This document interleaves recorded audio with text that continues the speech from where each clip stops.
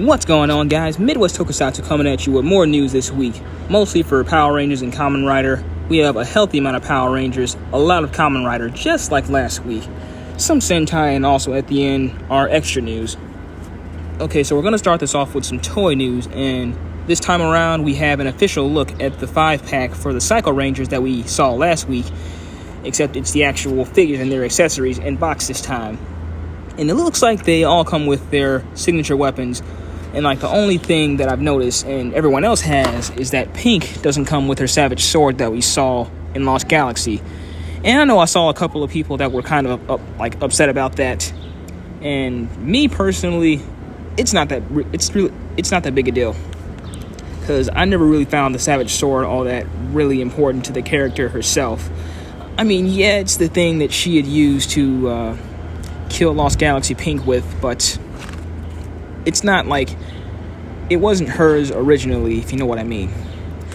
And I've also seen some talk about how this 5-pack is an example of Hasbro trying to milk the Psycho Rangers, because we had them with the Legacy line, and then they've released Red and Blue previously, and now they're re-releasing them in this 5-pack here, and for some people that's going to cause some doubles in their collection.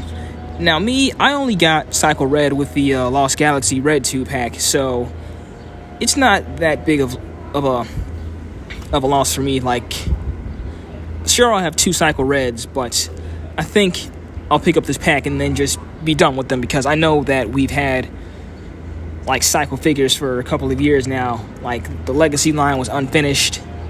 They just started with the Lightning Collection, and now we're here. But hopefully, well, what am I saying? Like, who knows? Like, maybe like in the future, like they'll do a 2-pack of like pink and yellow, and re-release blue again with black.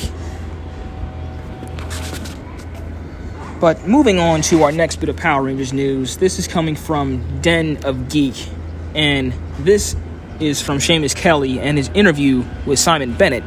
And Simon Bennett is the new executive producer for Power Rangers starting next year with Dino Fury.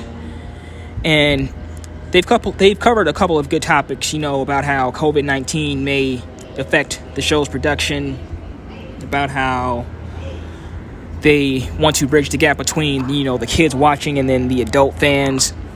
So I'm going to touch a couple of specific points here. Specifically, ones that kind of rub me the wrong way, or some that still left me with questions. So I think it's a long interview, by the way, so I'm not going to go and read the whole thing, but I'll start right here. Okay, so I think this is kind of like the first thing that caught my attention here, and Seamus asks, so for all the fans out there who've commented about you directing episodes with lots of fart jokes in them, you had no control over that. You just had the script, and you had to do the best you could. Oh my goodness. So we know that he's referring to mostly Victor and Monty, and then just how unfunny, just painfully unfunny their slapstick humor was, like especially with the constant dumb fart jokes that none of us liked.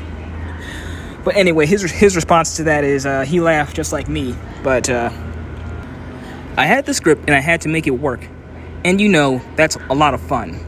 One of the things that I love about Power Rangers is the challenges that every script throws out. How can I possibly make this work is one of the questions. You're given the scripts, you have 8 days to prep. When you first read the scripts on day 1 of prep, you go, oh my goodness, how on earth are we going to achieve that? A lot of ingenuity and collaboration with very clever people in all aspects of the show go into bringing these things to life and making them happen. So it sounds like it was a certain mandate he was given to actually throw that stuff in there, and he says that it's a challenge to try and make something like this work. And I'll tell you right now, it doesn't. It just really doesn't. Whoever is doing this, just please stop and let the show breathe and be a little more grounded. Okay, next he kind of touches on how COVID kind of affected production on the show, and he is quoted as saying, well, Chip has been in New Zealand, as I've pretty much been for the last year or so that we've been developing the new season. And it's been back and forth between the states until the COVID scenario made that increasingly difficult. there's been kind of a handover going on. So once we go into production on the next season, Chip will be based in the States and I will be based in New Zealand, running the production, running the show. Chip will still be working on the show, and he and I are both continuing to work closely with the writers on the scripts. We're well into writing the new season. In fact, we started pretty much as soon as shooting finished on Beast Morphers. Way back last May, we began developing the new season. So as far as scripts for the new seasons go, they're advanced and looking exciting. So a couple of thoughts there. So I'd imagine that filming for Beast Morphers would have finished somewhere like early or like maybe even like the middle of last year when Ryusoja was still new. So that would mean that they decided on which Sentai they were going to adapt like early on at the time. So if they started like writing that season last year, then I just like wondered how they kind of like imagine how they would do it in the process of watching the season live as it aired. Like they couldn't have really done that much, I imagine, at the time. But in addition to that question, or that answer, Seamus also asks, has it always been this way where the scripts are developed so far ahead of when you actually shoot, or is that more of a current development? And he answers, I think that's the case. It takes a long time. It's not quick to write these scripts.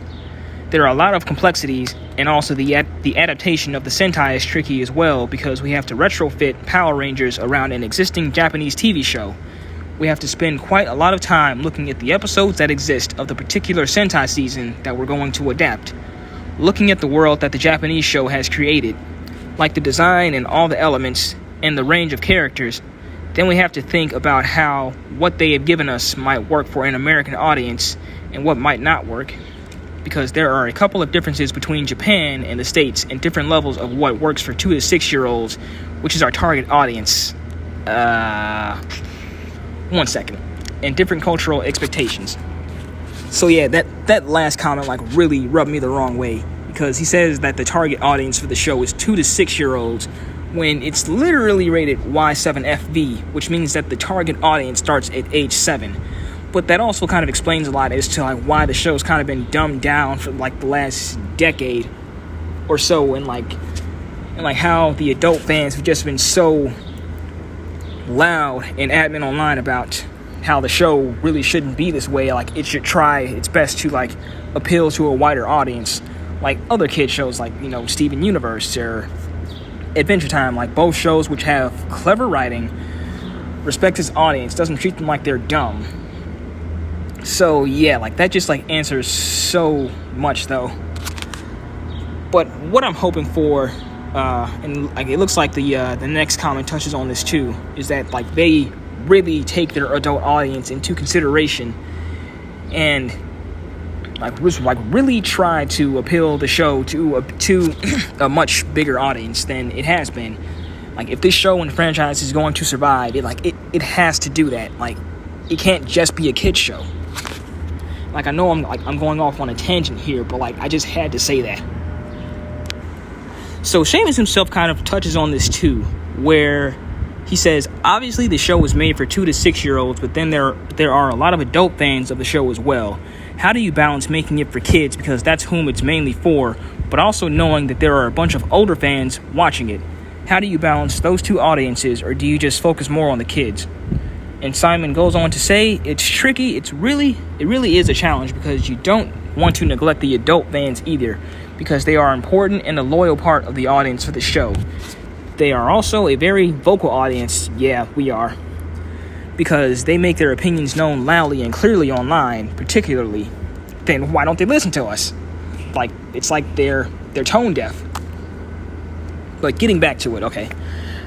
I've worked on the other show, or on the other long-running TV shows, and I think it's true to say that the fandom always holds the earlier episodes with a huge amount of fondness and nostalgia. Okay, so, unquote real quick, I wouldn't even say it's nostalgia. Like, we just noticed that the older episodes have better writing to them overall. Like, it has nothing to do with nostalgia overall, because like I wasn't born during the MMPR era, so I kind of like missed that like first era mania. So that might explain why I don't have much nostalgia for MMPR. Even though I grew up watching the episodes, I don't deem it the best series because I'm not blind to my nostalgia. Like, I've actually watched the other seasons and formed my own opinion, knowing that there are seasons with better writing, better developed characters, and better production stakes overall. But going back to the article once again. Okay, so let's see, where were we? It's a bit like a relationship. You look back on the honeymoon phase with a huge amount of affection and with rose-tinted spectacles. And I think that's the case with any long-running TV show. And you do learn to accept that. However, inventive you might be, whatever great ideas you think up, and how modern and exciting you are, you're unlikely to be able to measure up to the golden memories that a lot of the super fans actually have. So it's not really about even trying to like live up to it. It's easy to do, actually. All you need to do is just have competent writing and really keep out the cringe, like the stuff like Bennett and Betty, Victor and Monty, and like just their over the top like slapstick humor. Like that would just help immensely, I think. Because as it is right now, like the franchise isn't really thought too highly of, and it's kind of become a parody of itself. And I mean, I know like the last couple of episodes of Beast Morphers have actually kind of improved upon that, but what I'm hoping for is for Dino Fury to actually, build from that and be better. Because as good as Beast Morphers might have been in its last stretch of episodes, like we should have had a lot more of this like throughout the entire season, and not just spend most of the time, screwing around with filler and useless plots. But what can I say? I just hope that these writers kind of learn their lesson and kind of like build off of their achievements from Beast Morphers. And that's all I can really say about that for now. So I think I'll stop just about there with the interview because, like I said, it's a long read.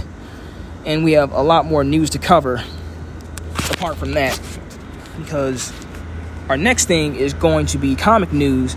And this is for Mighty Morphin Power Rangers, the comic series, ending at issue 55. Now, this source is coming from Ranger Liz. I had watched her video earlier, and she talks about an Amazon listing she found for Mighty Morphin Power Rangers Volume 14, which is going to feature the final stretch of issues from the Necessary Evil arc, and this is going to thus end that series, but also start a new series titled Mighty Morphin / Power Rangers. Now, we don't really have much on that besides the title, but I think from what I've heard is that Tommy himself has formed a new team of Rangers, so I think this is going to be based off of not based on anything that we've seen before, and it's going to be somewhat original in its execution. And then it also mentions a new Green Ranger, and we don't know who it is yet, so I guess Tommy is still going to be the White Ranger here, while there's going to be another Green Ranger on the team simultaneously with him. And then there's also something that mentions the Omega Rangers also being involved, and then Lord Draken making a return as well. Not sure how they'll do that or how I feel about that yet, but we'll see. But it's also being written by Ryan Parrott, artist Marco Reyna, and it's the beginning of an unprecedented new era for the Power Rangers. Collect Mighty Morphin issue 1 and Power Rangers issue 1. Okay, so it looks like they're going to be two separate series. I kind of read that wrong at first. So it's going to be Mighty Morphin and Power Rangers. So that's a bit generic from what I see, because Mighty Morphin just sounds like it's going to be a continuation of the original Mighty Morphin series. So not much might change from that. And then also Power Rangers, my best guess is that it's going to feature elements from every season all across the board, and not just Mighty Morphin. So hopefully like that's something special. And from rumors that I've seen, that's kind of what it sounds like too. So fingers crossed. So that's about it for our Power Rangers news. Now we can move into the meat and potatoes for a Kamen Rider. And we're going to start off with an article from the Tokusatsu network. And this is written by Ryan Firestein. I believe I'm saying that right. But this is for Kamen Rider Hesei Generations Forever, premiering July 11th at Nerdist House 2020. So, as we know, last week, Shout Factory and Tokusatsu announced that they were going to be releasing Kamen Rider Hesei Generations Forever, although we weren't quite sure if it was going to be on Shout Factory TV and Tubi, although that was our first guess. But now we have confirmation that that's not going to be the case at first. But on July 11th, they're going to be doing a live stream in collaboration with Nerdist on their YouTube channel for a panel that they're doing. So the article reads, Nerdist Team, Kamen Rider, Shout Factory TV, the Tokusatsu Network, and Toku Nation are all teaming up to premiere Kamen Rider Hesei Generations Forever at Nerdist House 2020.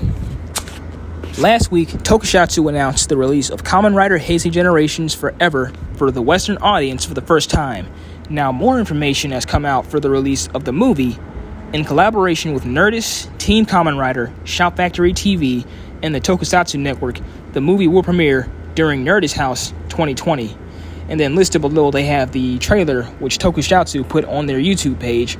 So check that out. Link will be in the description. And then continuing on, the panel will stream on July 11th on Nerdist YouTube channel and will also be streamed on the Geek and Sundry's YouTube channel and Twitch channels. Kamen Rider Hesei Generations Forever, however, will only screen via Nerdist YouTube channel and over at Geek and Sundry's YouTube channel. Along with Kyle Anderson of Nerdist, various members of Team Kamen Rider, Toku Nation, and our editor-in-chief, Nicole Amber, will be in attendance of the panel to introduce the screening of the film. From July 6th to the 11th, Team Kamen Rider will hold a digital event called Hesei Week, which we'll get to next. Live streams will take place each day featuring discussions on every Kamen Rider appearing in the Hesei Generations Forever. Kamen Rider Hesei Generations Forever will premiere for the US and Canada at Nerdist House 2020 on July 11th and will arrive on Tokusatsu via Pluto TV on August 1st, 2020. So that was a mouthful. But yeah, it looks like our fandom's going to be pretty busy next week. From Team Rider, like doing their live streams, talking about Hesei, and then this event going on with Nerdist on Friday. It's just another testament as to how Kamen Rider is making strides in the US via the fandom, and more specifically Tokusatsu and Team Kamen Rider just, proving to Toei that there's a market out here for it. So if you can, please catch the live stream on July 11th. And if you can't, don't worry, it'll stream on Tokusatsu and Pluto TV starting August 1st, and you can catch it there if you want to. But if you can, just please try and catch this and just show your support for this franchise. So in addition to that, Tokusatsu via their Twitter page, in response to a comment, announced that Team Kamen Rider will be having Hesei Week from July 6th to the 11th, with live streams every day talking about each Kamen Rider from the Hesei generation to help fans become more familiar before the screening. So, I'm not quite sure what they have in store there, but it just looks like from the general perspective that it'll just be them doing live streams each day next week talking about every Hesei Rider from Kuga all the way to Geo to help outsiders become more familiar with the different riders that are going to be featured in the movie. Although I feel like this is more so for the hardcore, well-seasoned fans that already know who they are. Because I don't really see a lot of outsiders, seeing this news and, becoming interested via, just this movie. I think it'll take some time from, releasing the different series to help, to kind of help with that. And it's not going to be done with just one movie. But we'll see. I have faith in them. So hopefully they know what they're doing. So our next bit of Rider news comes from an unidentified source, but it's a trademark for the official logo for Kamen Rider Saber. And a couple of notes about it is there's a giant sword going through the katakana, and at the end, at what looks like an apostrophe, it looks like there's an open-ended book. So this may or may not be based in mythology, from what I'm guessing. And then also on the side, there seems to be some characters that are signifying or symbolizing the words Kamen Rider Saber, except the letters are kind of turned to the left a little bit as well. And also there's some more katakana on the sword written in bigger letters, and I've heard that this reads Holy Blade, further cementing the fact that I think this might be mythology. But I'll have a link in the description down below so you can view the photo on my page and you can see it in all of its glory. So our last bit of Rider news comes from Nihon Hero on Facebook, and it's a magazine scan of Kamen Rider R1. And this is going to be an upgrade form of Kamen Rider R0, which we just saw debut this week. And from what I've heard, or some people have said that it kind of reminds them of Evolt, and I kind of have to agree in that aspect because I don't know, like the suit design looks similar enough, and then like the concept of like how he's able to fuse with different people or different human gears, like just further proves that. But he does look cool, I will say. The belt looks different though. Like, how many belts is this series gonna have, really? Like, I'm not sure if that's the same one that he used as Arc 1, but I'm pretty sure it's not. But I don't know, like nothing's like too outstanding about it, but it's just an average, good-looking, okay suit. Like, what more can I say? Okay, so our only bit of Sentai news this week is for Akira Major, and this is magazine scans for Gigant Driller, and this is for Akira May Silver's mech, which we didn't see debut, but we saw him debut in this week's episode, and probably next week we'll see his mech debut. But the magazine scans we have here, he looks cool for the most part. Like, he looks kind of stubby, I think. Like, I tend to love, like, stubby, little, like, chunky leg Megazords like we've seen before in, like, Mystic Force with the Solar Streak Megazord, like, or the Mezzodon Rover from Dino Thunder. Like, things like that. Like, just like the stubby, funny-looking Megazords. But we see him here with his crystal, because from what it looks like, it doesn't look like he has a crystal mode, but instead he has like a separate crystal piece that goes on top to make the head and also works other things like the lights and the drills. So he's got his machine driller mode and then Gigant Driller. Yeah, it's pretty cool. He's got drills for feet, a drill for a hand, a crane for a hand. And his head looks a little weird because, like, there's not really a face there, but it's just the crystal itself. But, I like it. Can't say too much more. So we're going to be getting into extra news now, and our last bit of news this week is for Gamba Reiwa Robocon, and the official trailer has just been dropped on YouTube via the official Toei Movies YouTube channel.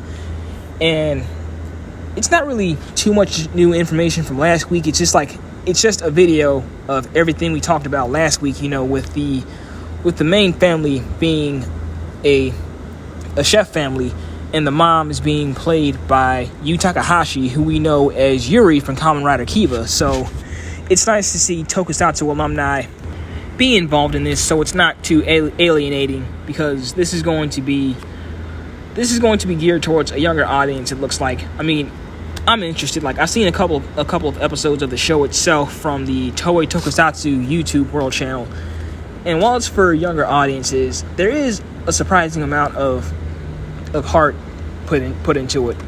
Like, I was surprised just by how much I enjoyed it myself. So hopefully one of our subgroups takes this on, and just like hopefully it's released to us, because I definitely want to see it. So that's just about it. So as always, be sure to like, comment, and subscribe. Be sure to like my Facebook page at Midwest Tokusatsu. We are also on Facebook, Twitter, and Instagram, and Patreon. And this is your captain, signing out.